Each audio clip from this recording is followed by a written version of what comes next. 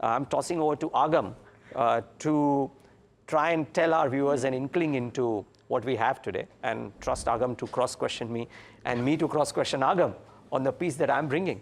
Yeah, so this is an interesting one because perhaps for the first time that I'm seeing Indian equities being compared not with another emerging market, but a developed market. And that's what we're going to talk about right now, because we're talking about growth and price to earnings ratio, which is a very interesting thing, Niraj. I think it seems like evolution is well on track for Indian markets. Cross fingers for that. I mean, yes, we were speaking to Mark Matthews yesterday, who said that still India being clubbed as an emerging market, but at some point of time, it needs to do away with that. But, you know, here's the deal. And now, you know, this is borrowed from a CLSA note. Yeah. Squarely borrowed from that note. But the observations are interesting. So they say they've looked at the Asia-Pacific region in entirety. And they're talking about how the core earnings growth for 2024 and 25 and what markets stand out. So if you look at the table, Agam, Korea stands head over heels over everybody in the Asia-Pacific region when it comes to core earnings growth. Core earnings All right, growth, so India is up 30, they're on the table on 24-25 calendar year. India is at whatever, 14% and 14.5 or 15 odd percent. There are other markets like Taiwan, 11.9% and 26%. Look at Korea, 34.9% earnings growth estimated for 24. And 34.2% for 2025. The interesting thing was the P ratio for 24 and 25 for India with good earnings growth, but not the best earnings growth, is way above almost everybody else. So India at 22.2 times and 19.3 times is head and shoulders above Taiwan, above Japan, above Australia, and even above Korea, which is the fastest growing market, at 10.8 times and 8.1 times. For a 34.35% growth, Korea is getting 10, 11 times. India, for a 13, 14% growth, is getting 22 times. I thought, I mean, there is reasons for this, of course, but I thought that really stood out for me as to how India is being valued relative to its earnings growth versus almost everybody else. Right. And it'll be interesting to know about the kind of flows that are going into these markets, Niraj, because all said and done, at the end of the day, I still do see a lot of value in Korea, even Taiwan for that matter.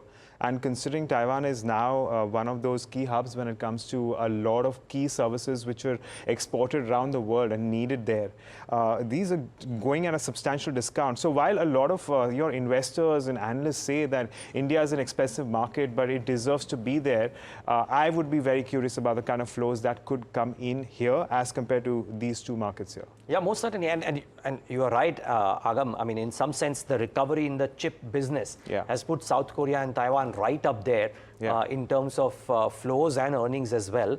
And therefore interesting. But, you know, Damien Castle, who wrote this note, the CLSA Bits and Pieces note, makes this interesting observation that Indian markets get rewarded for consistency because the growth forecast is not the highest.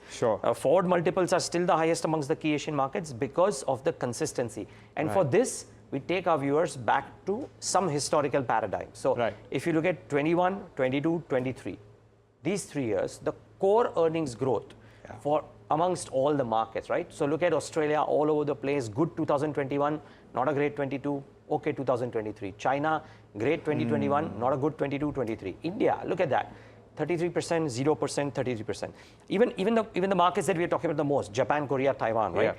Japanese market, 1% 21, minus 10% 22, and minus 4.5% 2023. Korea, great 2021, but negative growth in 2022 and 23. And even for Taiwan, 2023 was not the best year. So I think what Damien is trying to say, and maybe that's why we are trading at the levels that we are, because since post-COVID, we've arguably had the most consistent earnings growth amongst all of the other Asian markets, and maybe which is why foreigners are willing to pay top dollar for the Indian markets. Absolutely. Consistency, I reckon, is the key, because I'm actually quite shocked to know and see the numbers that Korea and Taiwan are throwing up, because for 2023, they're looking at a sharp decline of around 40% for Korea, and 26% decline for Taiwan. And this is in 2023, where you're completely out of the quote picture as well. So, you know, the real question is that perhaps for these markets, it's possibly a little bit of a base catch-up, which is why you're possibly seeing about 25 to 35% growth on a year-on-year basis.